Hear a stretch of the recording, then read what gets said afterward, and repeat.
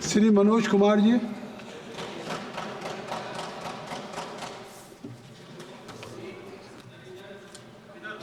Sir.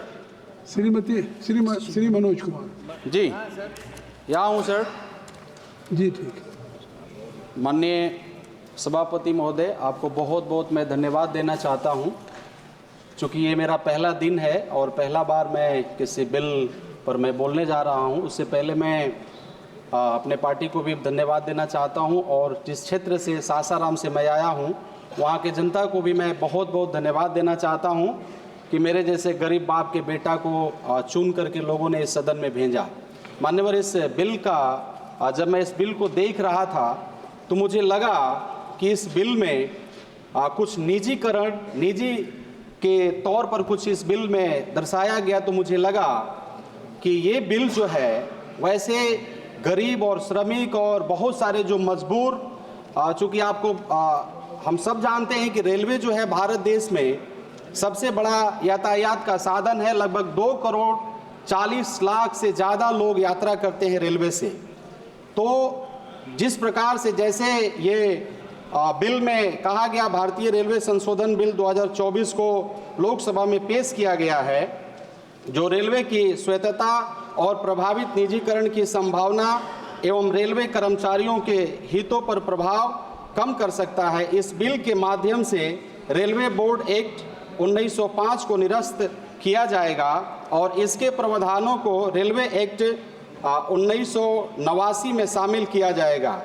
ऐसा भारतीय railway संशोधन बिल 2024 कहा गया है, जिसमें रेलवे की स्वायत्तता पर प्रभाव पड़ेगा।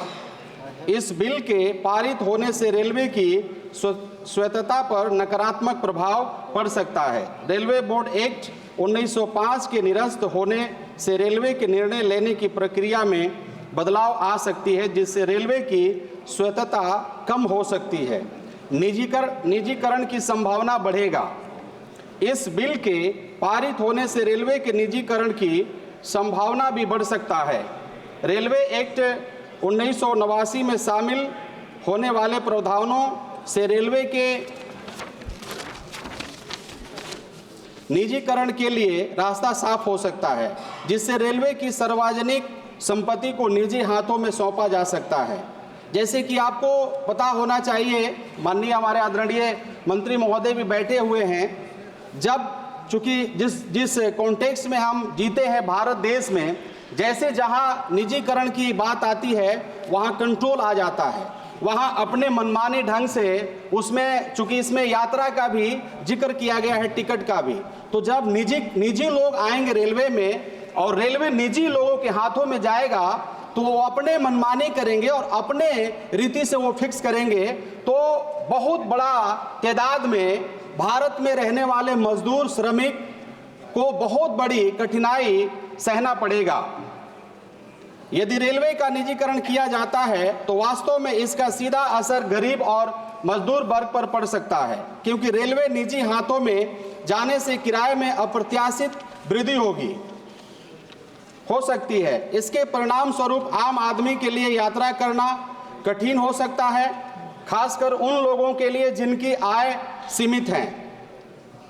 यही स्थिति सरकारी, जैसे कि हम लोग देखते हैं, जिसके बाद भारत में बहुत सारे प्राइवेट स्कूल हैं और प्राइवेट स्कूल में इतने फीस हैं कि मजबूर और गरीब लोग अपने बच्चों को प्राइवेट स्कूल में नहीं भेज सकते। उसी प्रकार से इसमें भी हो सकता है ऐसा।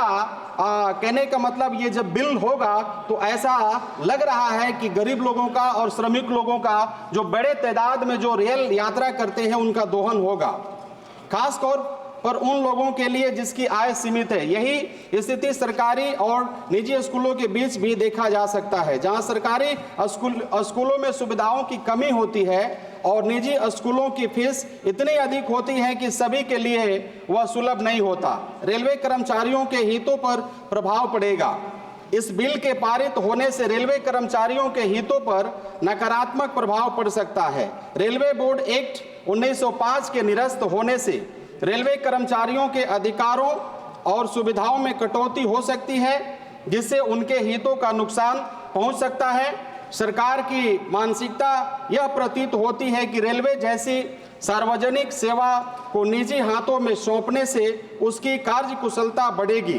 भारतीय रेलवे संशोधन विधेयक 2024 में रेलवे को लेकर जैसे जो प्रस्ताव सदन में रखा, उसमें यह कहा गया है कि इससे रेलवे बोर्ड को अधिक अधिकार मिलेगा, जिससे उसकी क्षमता को वृद्धि होगी और यात्रियों को बेहतर सुविधा प्रदान की जा सकेगी।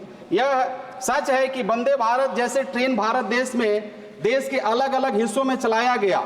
एक एग्जाम्पल, उदाहरण के लिए मैं बता सकता हूं, मैं जहां से आता हूं, मेरा पार्लियामेंट सासाराम है, जहां से बाबू जगजीवन राम आजीवन सांसद रहे, कुदरा है। वहां से पहले यात्री यात्रा करते थे तो 50 से 60 रुपया में बनारस चले आते थे।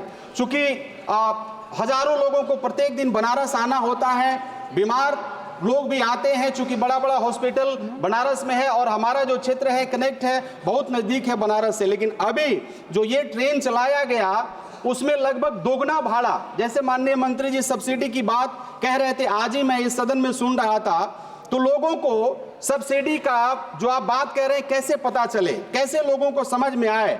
जब वो वंदे भारत से यात्रा करते हैं तो जब बनारस आते हैं तो उनको दुगना टिकट कटाना पड़ता है, दुगना भाड़ा देना पड़ता है।